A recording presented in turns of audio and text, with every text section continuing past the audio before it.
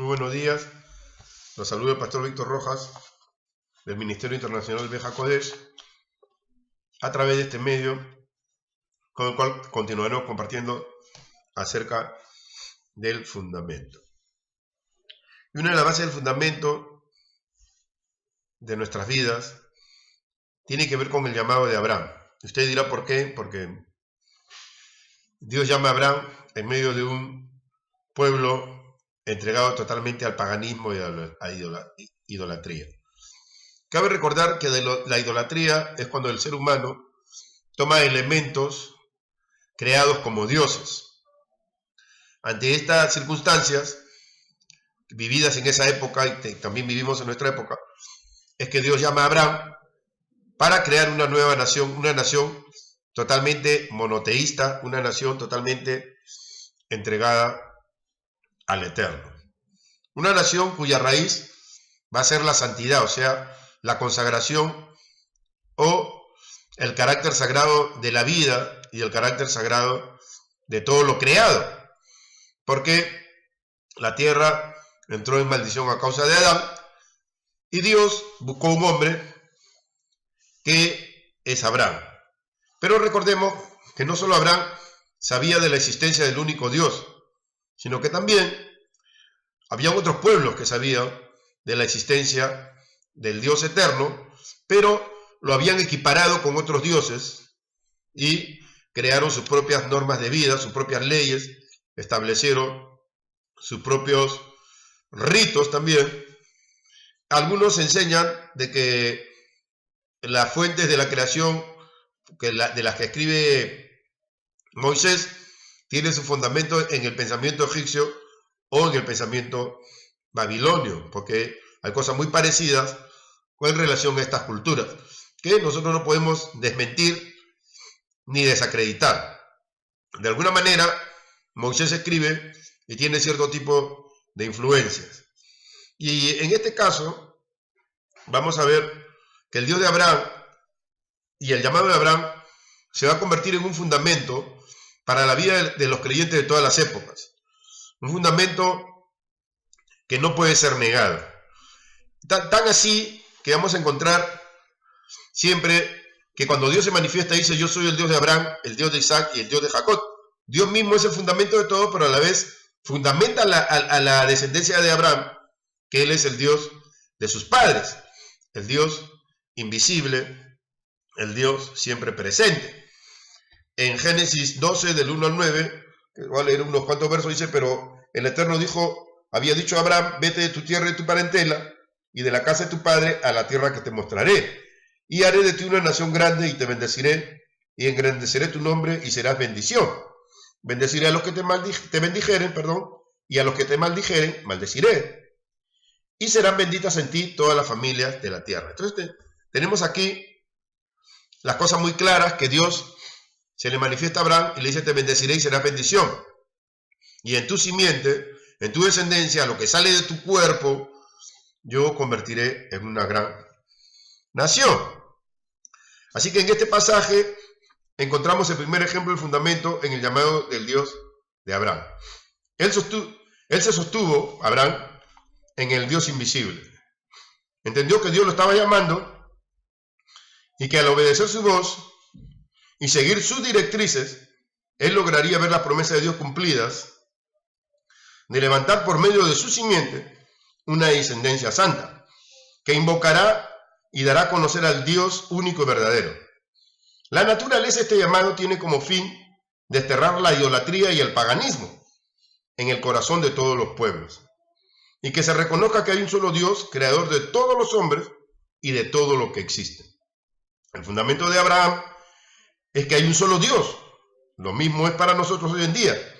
Quienes creen en Dios deben huir de la idolatría y no compartir la idea de que cada religión tiene su propio Dios, ya que al aceptar esto estaríamos enfrentándonos a Dios y negando su autoridad y soberanía, al compararlo con dioses que no existen. El mismo Señor Yeshua nos enseña que Dios es uno. Cuando le preguntan sobre el gran mandamiento, él recita el Shema Israel, que es Shema Israel, Adonai Eloheinu, Adonai Echad, ante quienes lo cuestionaban y probaban en todo momento. En nuestro corazón debe estar esta verdad como fundamento que fortalecerá nuestras vidas. Recordemos también que en Juan 17, Yeshua dice, y esta es la vida eterna, que te conozcan a ti, el único Dios verdadero, y a Yeshua HaMashiach, o a Jesucristo, a quien tú has enviado. Lo mismo vamos a encontrar cuando Él resucita, y se le presenta a Miriam de Magdala, o Miriam Magdalena, y le dice, no me toques porque tengo que subir a mi Padre y a vuestro Padre, a mi Dios y a vuestro Dios. Y lo mismo vamos a ver en la literatura del rabino Saulo o apóstol Pablo cuando dice el Dios y Padre de nuestro Mesías Yeshua o de nuestro Señor Jesucristo. Y recordemos que Yeshua en todo momento se está dirigiendo a un auditorio totalmente hebreo, totalmente judío, donde la idea de Dios único es Dios único. No va a entrar en la mente hebrea por cuestiones culturales y contextuales que Dios es tres en uno. No va a entrar por más que usted quiera hacerlo. Dicho de esa manera, en el mundo hebreo ven al cristianismo como un elemento pagano. Esto que no duela, pero es así. Lo ven así porque simple y llanamente Dios es uno para Israel desde su cultura, desde la antigüedad. No es un tema que lo van a discutir, ni es un tema que usted le va a probar con las escrituras. Es un tema cultural, contextual, muy arraigado en la mente desde el momento en que Dios llama a Abraham, y Abraham lo va a transmitir a su descendencia. No hay coherencia de creer para el mundo hebreo que Dios se pueda partir en tres. No, para el mundo hebreo, tanto el Mesías como el Espíritu son parte de Dios, o sea, salen de Dios, ¿no? Y usted tiene que saber que en la literatura hebrea, rabínica, sacerdotal, el Mesías es el primero de todo, ¿no? Como también lo corrobora el mismo rabino Saulo cuando dice que él es el principio y el primogénito de toda la creación. Pablo está tomando un elemento totalmente rabínico para hacer ver que todo lo que los rabinos dicen se cumple en el Mesías, en Yeshua, al punto de que él está confirmando todas esas cosas, porque no nos olvidemos que el rabino Saulo, o apóstol Pablo, fue criado a los pies del gran rabino Gamaliel, un rabino muy conocido hasta el día de hoy en la colectividad judía, y que es venerado, su memoria es venerada como un recuerdo sagrado de todos sus aportes que dio a Israel. Este gran rabino es el que forma a Pablo y le enseña todas las cosas concernientes a la Torá. Entonces Pablo une ese pensamiento en Yeshua, ¿no? Todo lo que me enseñaron acerca del rabinato, y que el rabinato tiene que ver con este hombre, Jesús de Nazaret, o Yeshua de Nazaret, que viene a ser el Mesías. Es algo que podría ser para muchas personas difícil de digerir, pero entendamos que Pablo fue formado como rabino, y él, todas sus apreciaciones, en todos sus libros, tienen que ver con el rabinato, tiene que ver con el pensamiento sacerdotal también del rabinato, acerca de lo que él está afirmando y diciendo en cada una de sus cartas. Y por eso el que conoce la cultura hebrea va a entender que Pablo en muchas de sus cartas escritas a los gentiles, como a los de Efesios, como a los de Roma, como a los de Colosas, son personas gentiles, ¿no? Inclusive los Gálatas. Él está hablando en términos de un rabino que cree en el Mesías, pero en literatura que tiene que ver en muchos aspectos con las fiestas, inclusive hasta con el día de reposo. Tiene que ver lo que él dice, y lo que muchas veces usted lee en el español no está igual en el hebreo, ni está igual en el griego. Es totalmente otra cosa, ¿no? Usted lee otra cosa que no lee en el español y se sorprendería. Y con eso entramos a ver de que el fundamento de la fe de este hombre, Saulo, lo dice en Efesios, tiene que ver con lo que enseñaron los profetas y lo que manifiestan los discípulos de Yeshua, confirmando que lo que dicen los discípulos de Yeshua tiene que ver con las profecías, tiene que ver con lo que Dios le entregó a Israel, ¿no? Por eso el romano dice, yo honro mi ministerio, o gentiles sepan que yo honro mi ministerio porque he sido enviado a ustedes. Y después habla posteriormente de la restauración de Israel.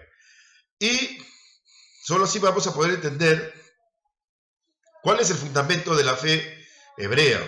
Es lo que Dios le entregó a Abraham, a Isaac y a Jacob y a los patriarcas. Y ellos van a seguir una línea que continúa hasta el día de hoy. Una línea sostenida.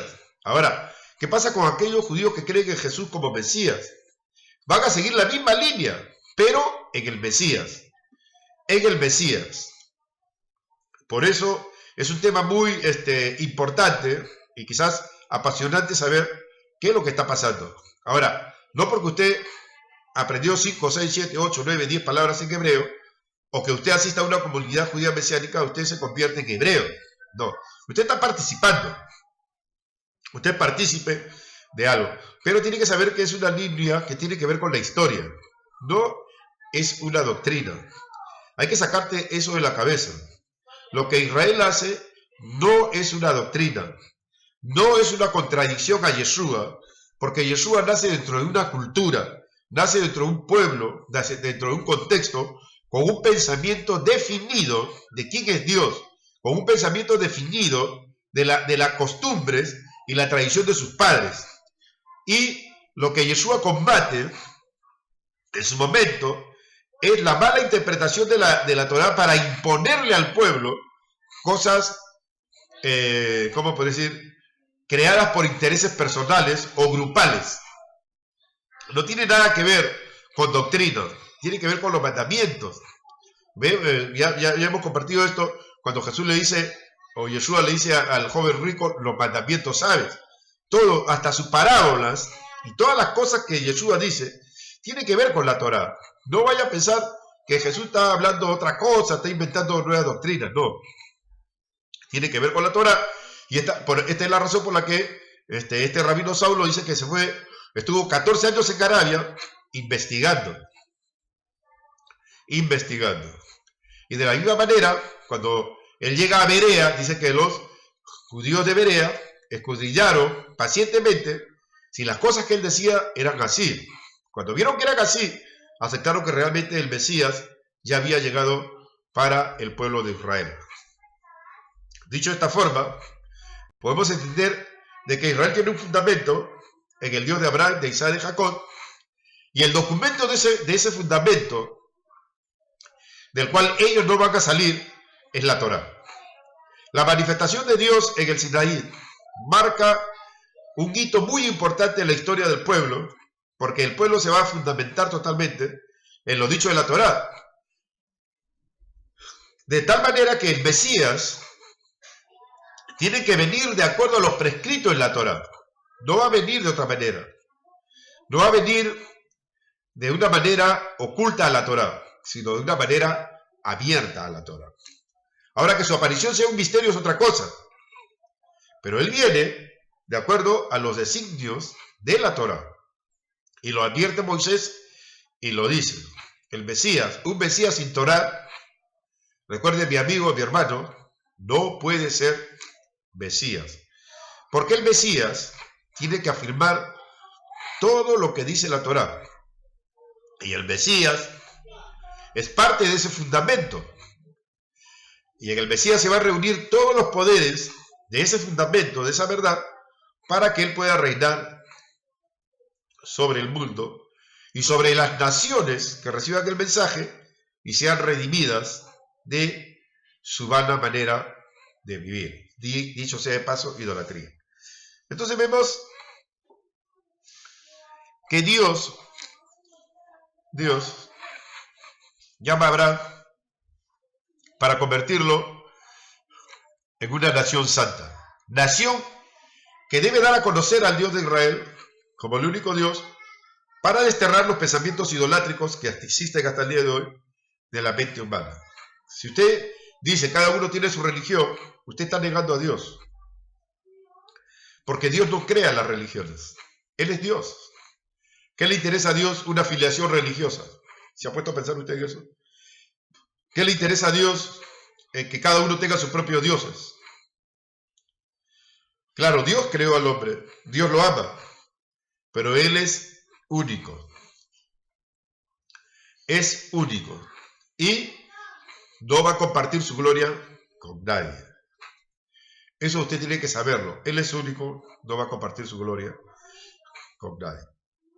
Cualquier duda que usted tenga, usted puede llamarnos o escribirnos sin salirse del lineamiento. Porque hay gente que escribe para atacar o para imponer sus ideas. No. Compartir en una altura educada es la mejor forma de compartir. Dios es único.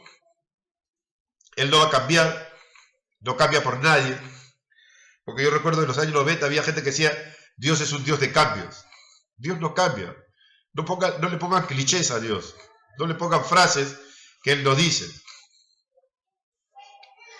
Él dio sus leyes y sus mandamientos y eso no va a cambiar.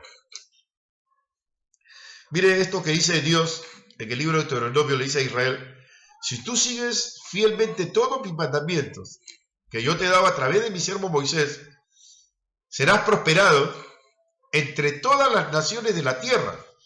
Entre todas las naciones de la tierra, perdón, por haber guardado mis mandamientos. Si usted quiere saber por qué Dios ha prosperado a Israel, tiene que ver con la Torá. La mayoría dice, no, Dios yo he escuchado en iglesias, dicen, Dios prospera a los judíos porque ellos diezman. No, hermano. Son los mandamientos, son la Torá. Esa es la única prosperidad que puede tener Israel. Guardar fielmente los mandamientos de nuestro Dios. No es la plata la que te prospera. El dinero es un medio para hacer el bien. Eso también se enseña. Que hay que hacer el bien. ¿Ve? No tiene valor. Escúcheme. Usted puede tener una iglesia grande, puede tener miles de sanidades, miles de profecías, pero si el prójimo no tiene un valor dentro de tu congregación, de nada sirven los milagros y las sanidades. De nada te va a servir tus palabras de ciencia y de conocimiento. Porque el prójimo es de gran importancia para nosotros, y lo dice Yeshua, después de haber recitado el Shema Israel, dice que el segundo mandamiento importante es este: amarás a tu prójimo como a ti mismo.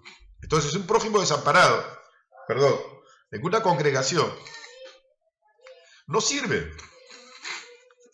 Porque los milagros, las sanidades, no tienen que llevarnos a nosotros a una fama. No un reconocimiento, ¿no? Mucha gente trabaja para que su pastor sea conocido, ponen pancartas, fotos, como si ellos fueran a cambiar el mundo. Y eso es parte de la idolatría. Disculpe que lo diga así, muchos no saben, pero es idolatría. No hay que buscar fama, no hay que buscar reconocimiento, no hay que buscar muchedumbre. Hay que buscar la perfecta voluntad de Dios, relacionada a su Torah y a sus mandamientos. Es lo que hace Yeshua. Yeshua no buscó fama. No, él no buscó fama. Él buscó hacer la voluntad del Padre. Y se lo dice a sus discípulos. Guarden mis mandamientos, como yo he guardado los mandamientos de mi Padre. Yo creo que eso es una sentencia clara, ¿no? Guardar los mandamientos de Dios sin buscar fama, sin buscar reconocimiento, ¿no? Usted puede llevar miles de personas, puede mostrar videos de todo lo que hace, puede mostrar sus grandes conciertos, pero si usted no ama al prójimo, eso no sirve. Eso no sirve. El asunto no es que tu música o tus prédicas, como las que yo estoy haciendo, llegue toda la gente y te conozcan y te aplaudan. ¡Bravo! ¡Qué lindo! Sí. No, es el prójimo. El fin, cuando Pablo o Saulo va a viajar, le dicen que no se olvide de los pobres. Y dice que él procuró con diligencia no olvidarse de los pobres. Este es un asunto muy importante, porque va a marcar, escuche bien, va a marcar el éxito de su ministerio. No importa cuánta cantidad de personas tengamos, No importa. Lo importante es si eres fiel y si amas al prójimo.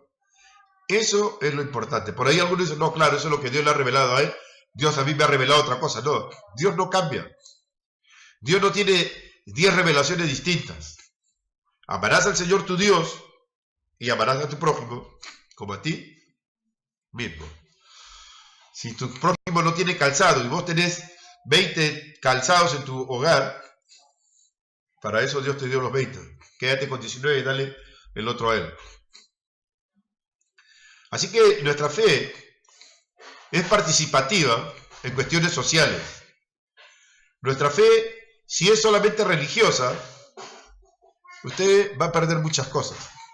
La fe va más allá de lo religioso, de querer llenar el templo, de que nos reconozcan, sí, nosotros somos tal iglesia, somos tal movimiento, somos los que realmente estamos con la verdad. No. La verdad está escrita y te dice cómo tienes que actuar. El segundo ejemplo que vemos del fundamento es la vida de Moisés. Dios lo llama a Moisés a la edad de 80 años. Cuando él tenía 40 años huye de Egipto y sabemos que mató a un egipcio. Según algunos datos, Dios se lo revela recién a los 40 años, otros dicen que él ya sabía quién era, o que mientras estaba con la mamá le dijo quién era. Lo cierto es que las escrituras no dicen nada. Otros dicen que sobrenaturalmente Moisés nació circuncidado. No podríamos decir eso porque Moisés es llevado al río Nilo cuando ya tenía 3 meses de edad, lo que se supone que su padre ya lo había circuncidado al 8º día. En todo caso, son posiciones que mucha gente dice, y no sabemos por qué, seguro para la polémica, o para la sorpresa, o para la fábula. Lo cierto es que este hombre a los 40 años descubre que era hebreo, y escapa. A los 80 años, ya siendo anciano, Dios lo llama anciano, no es el Moisés de las películas, no, era un anciano totalmente, y regresa por mandato divino a Egipto, a enfrentar a esos dioses con los cuales él había sido formado como dioses. Lo formaron para ser príncipe de Egipto y obviamente usted tiene que entender que a él le habían enseñado que esos dioses eran dioses. Y él los va a enfrentar. Pero un detalle muy importante, que aparece también en la Biblia, en Zacarías, cuando habla que el Mesías vendrá en un burro, sentado en un pollino, hijo de Asta. Lo mismo pasa con Moisés, él va con un asno hasta Egipto a encontrarse con su hermano Aarón. Es importante este detalle porque se relaciona mucho con la vida de Moisés y lo que habla Zacarías acerca de la venida del Mesías. Bueno, lo importante de todo esto es que Dios llama a un anciano, Moisés, a la edad de 80 años para liberar al pueblo. En el transcurso de un año, porque pasó como un año, las plagas se dieron en ciertos periodos, no fueron plagas de una semana a otra semana, sino Dios le estaba dando oportunidad a Egipto de arrepentirse, sobre todo a Faraón, que se creía Dios. Y con todo el poder del cielo, el Dios de Abraham, el Dios de Isaac y de Jacob, se manifiesta y libera a su pueblo. Antes de eso, Dios le dice a Moisés, yo soy el Dios de tus padres, y cuando Moisés regresa le dice, el Dios de nuestros padres se me apareció. Entonces mira el fundamento de este hombre, todo lo que él está haciendo, los milagros que está realizando, y toda su vida tiene que ver con el Dios de Abraham, el Dios de Isaac y el Dios de Jacob. Dicho de esa manera, cuando el ángel o el Malach se le presenta a Miriam, a María, le dice que Yeshua, el Mesías, se va a sentar sobre el trono de David su padre y salvará a la casa de Jacob, también su padre. Entonces vemos que todo esto está relacionado, el fundamento de Israel está relacionado en 3 nombres importantes, Abraham, Isaac y Jacob. Y bueno, vienen los posteriores, vienen los profetas, etc. Pero todos basados en la fe, diciendo, en el Dios de nuestros padres, el Dios de nuestros padres, el Dios de nuestros padres, el Dios de nuestros padres. Y cuando Yeshua resucita le dice a Miriam, no me toques, porque tengo que subir a mi padre y a vuestro padre, a mi Dios y a vuestro Dios. Y Yeshua también menciona en un pasaje, el Dios de nuestros padres. Ese es el fundamento de Israel, el Dios de nuestros padres, el que nos dio la Torá, el que nos dio la libertad, el Dios de nuestros padres. Y por esta razón, Israel no puede dejar de celebrar las fiestas. Porque la fiesta tiene que ver con todo lo que Dios le entregó a los padres, ese es el fundamento. Y Dios le da a estas fiestas, escuche bien, carácter perpetuo. Carácter perpetuo que perdura hasta el día de hoy. De tal manera que eso no va a salir del corazón del pueblo hebreo, ni aún de los hebreos que creen que Yeshua es el Mesías. No va a salir. ¿Por qué? Porque es una herencia inamovible. Es una herencia al punto que es indiscutible. No se basa en doctrinas. No, se basa en la entrega y el llamamiento de Abraham. La entrega de la Torá. Hasta el sacrificio de Isaac. Es parte del fundamento. Por eso durante la fiesta de Rosh Hashanah suena el shofar, que recuerda el sacrificio de Isaac. ¿No? Como Dios permite que Abraham lleve a Isaac. Isaac ya era grande, porque ahí nomás murió Sara. Sara muere cuando Isaac tenía 37 años. Todo ese suceso sucede en ese mismo tiempo. No voy a pensar que Isaac era un chiquitito, no. Ya era un joven. Lea bien las escrituras y usted se va a dar cuenta. Después de que regresa Abraham con Isaac, muere Sara. Muere Sara. Isaac accede al sacrificio, fundamentado ¿en qué? En que el Dios de su padre le había hablado a su padre. Y después Dios le va a hablar a Isaac y se va a convertir en su Dios. Le va a hablar a Jacob y se va a convertir en su Dios. En todo eso se basa la fe de Israel, el llamamiento santo que Dios le hizo a los patriarcas. Y la entrega de la Torá es el momento supremo en que Dios le da a Israel sus mandamientos, sus ordenanzas, sus leyes, para convertirlo en nación. Nación cuyo propósito es darse a conocer a los pueblos que hay un solo Dios, creador de todo lo que existe. Bajo esta premisa, en Esdras 3, del 6 al 15, cuando Israel vuelve de Babilonia a reconstruir el templo, vuelve del exilio, vamos a ver en la oración y en la plegaria del perdón que hace Esdras, que se basa en esto, en el Dios de sus padres, en el Dios de nuestros padres, que nos está restaurando a nuestro lugar después de haber sido castigados a causa de nuestros pecados, por haber transgredido sus mandamientos. Y lea bien lo que dice en Ezequiel, dice, por haber transgredido los días del Shabbat, por no haber dado reposo a la tierra en el año del jubileo. O sea, Dios castiga a Israel de acuerdo a la Torá y va a juzgar al mundo de acuerdo a la Torá. Ustedes se cuentan que muchas de las desgracias del mundo que hay hoy en día y en la crisis económica tiene que ver con la Torá. Cada 7 años sucede una desgracia de grandes proporciones que tiene que ver con el año de la Shemitah, algo que no lo voy a explicar porque el curso de ahora es el fundamento. Pero de alguna manera tiene que ver la crisis, la tierra no reposa, los negocios no reposan, el hombre no reposa. Entonces viene la crisis, las desgracias, como parte del castigo y la disciplina de Dios.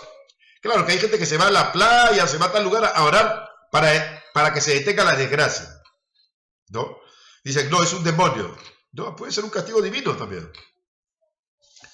No pase por alto de que nadie tiene más poder que Dios, porque mucha gente en la iglesia y en muchos lugares le dan más poderes al diablo que al mismo Dios. ¿Y cómo es eso? Si Dios tiene el poder, claro que es el enemigo de nuestra alma y que ataca, pero no tiene más poder que Dios. Es un ángel creado. La creación no puede tener más poder que el divino. Jamás. Sáquense eso de la mente. No hay nada creado que tenga más poder que nuestro Dios. Y por eso es que cuando el enemigo pide atacarnos, o atacar a Jod, algunos dicen que no fue el enemigo, sino la conciencia de Jod. Bueno, ese es un tema. Pero él le pide permiso a Dios. Él no va y lo ataca porque tiene poder, no, le pide permiso, y Dios le da permiso. Se sujeta a Dios. Hasta los poderes ocultos están sujetos a Dios. No funcionan porque sí. Sáquense eso de la cabeza. Porque a veces hay gente, yo he ido a iglesias donde antes de hacer el servicio, echan todos los demonios y dicen que ahora sí puede venir la presencia de Dios porque echamos a todos los espíritus. O sea, le están dando un poder que solo le corresponde al Creador.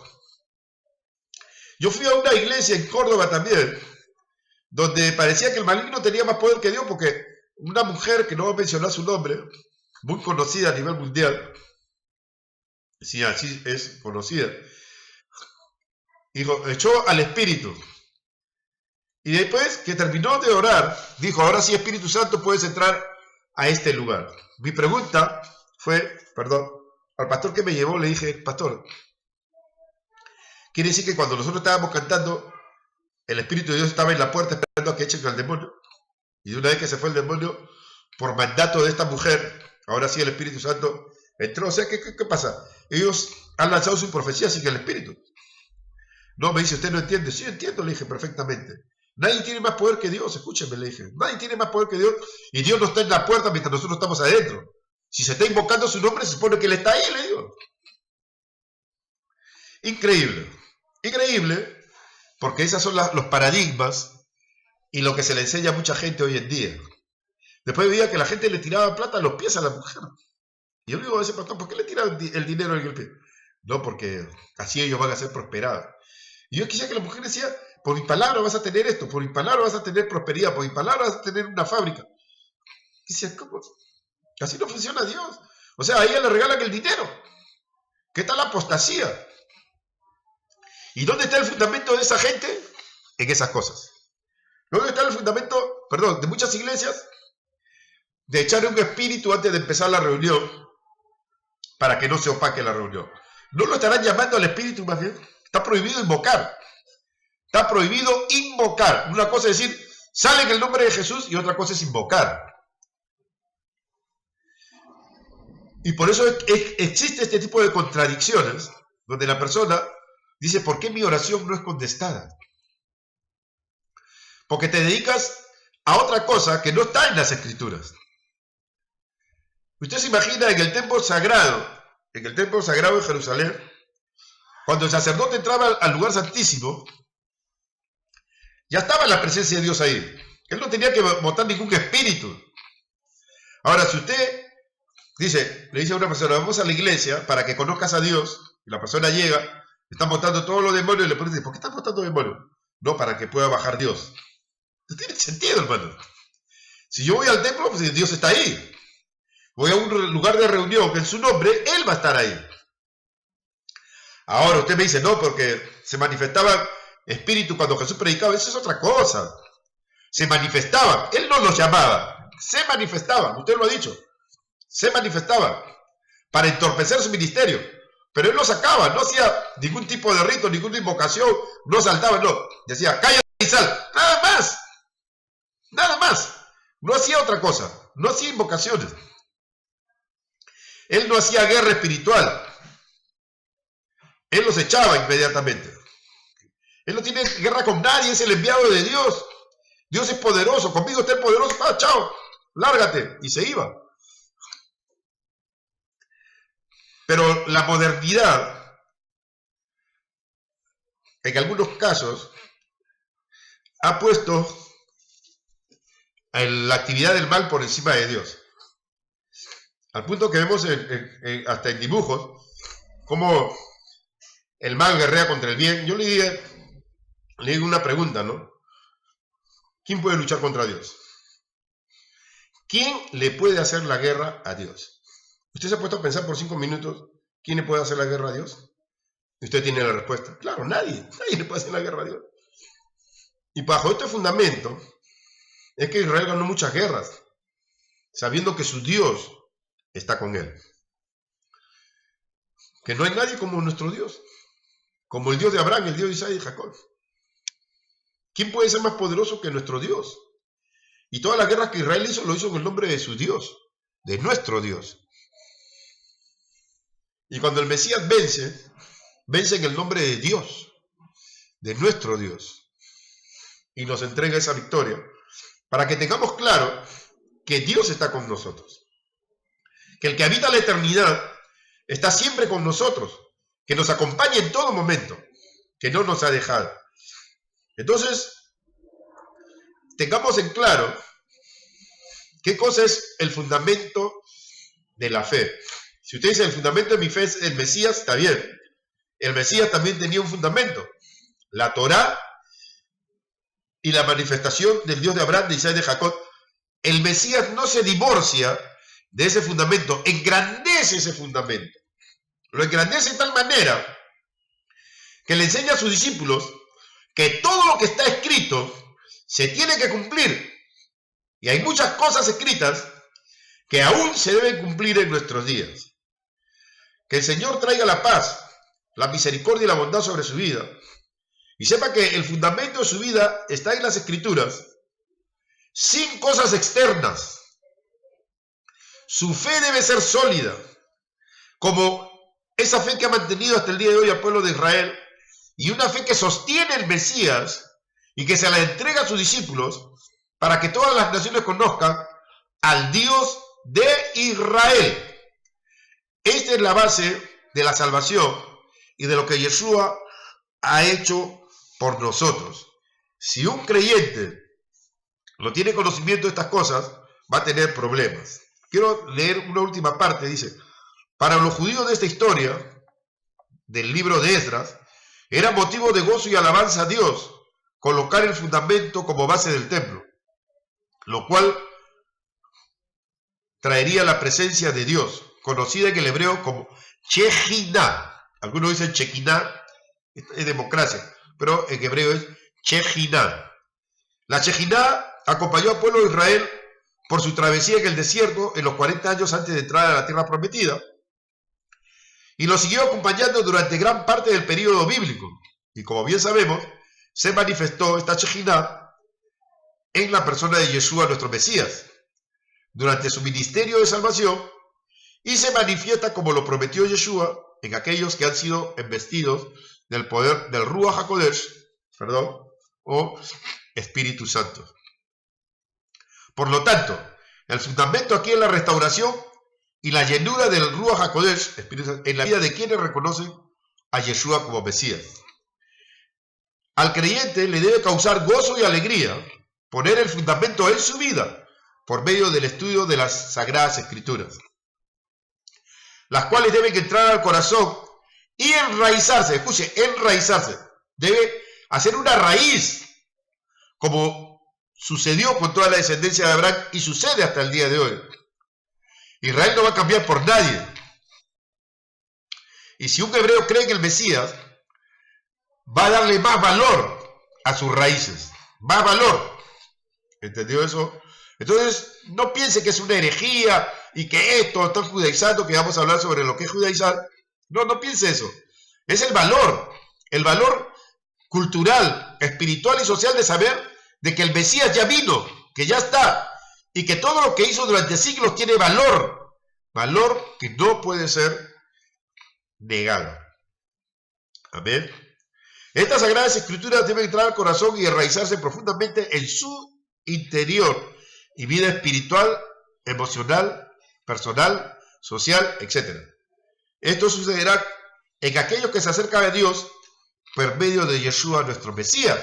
Como está escrito, si el Hijo os libertare, seréis verdaderamente libres. Como también está escrito, que de tal manera amó Dios al mundo, que dio a su Hijo unigénito, para que todo aquel que en él cree no se pierda, mas tenga vida eterna. Y ya lo dijo Yeshua: yo soy la luz del mundo. El que me sigue no andará en tinieblas, sino que tendrá la luz de la vida. Miren qué tal los fundamentos, porque se enseña en Israel que la enseñanza de la Torah es luz. Y cuanto más que el Mesías sea la Torah viviente y nos entregue esa luz para enseñarnos todos los misterios ocultos de Dios para la salvación de nuestras almas.